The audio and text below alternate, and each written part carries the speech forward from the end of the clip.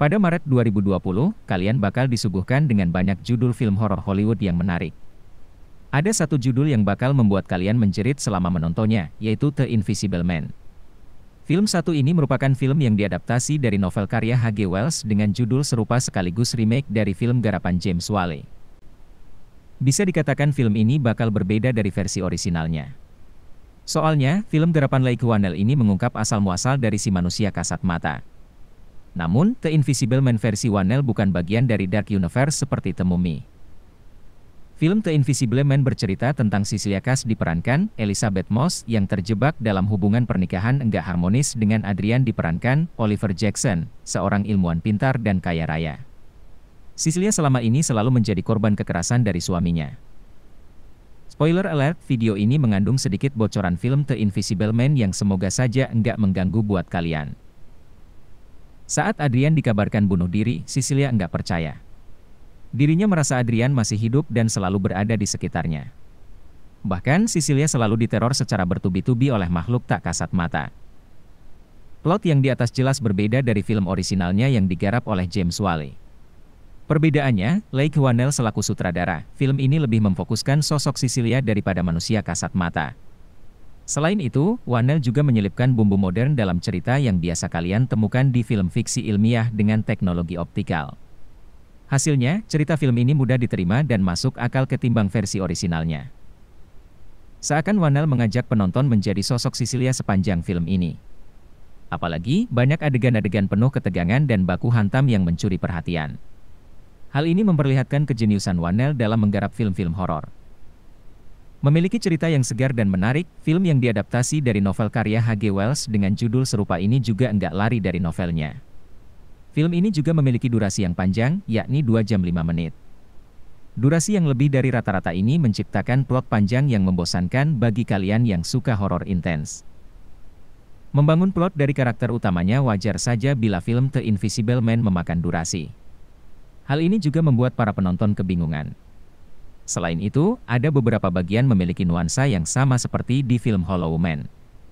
Untungnya, intensitas ketegangan cukup terjaga dengan baik. Akting Elisabeth Moss sebagai Cecilia Cass tampil apik. Aktris peraih penghargaan Golden Globe Award ini mampu memperlihatkan emosi serta kegilaan Cecilia terhadap teror manusia kasat mata ke dalam film The Invisible Man. Selain itu, Moss juga berhasil menampilkan ekspresi trauma, tersiksa, dan hancurnya sosok Cecilia. Apalagi, saat dia hampir bunuh diri dengan menyayat urat nadinya menggunakan pulpen, perasaan putus asa bakal kalian ikut rasakan. Nggak heran jika dia mendapat peran utama dalam film ini. Kemunculannya dalam film The Invisible Man membuktikan jika Moss bukan aktris yang sembarangan. Di luar akting memukau dari Moss, pembawaan para pemain pendukung pun cukup membuat cerita film ini terasa semakin mencekam.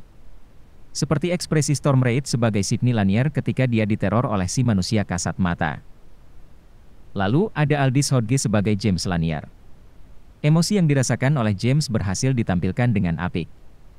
Lewat beberapa dialog emosional yang menghibur sekaligus menggelitik, aktor berusia 33 tahun ini sukses memberikan warna unik di film ini.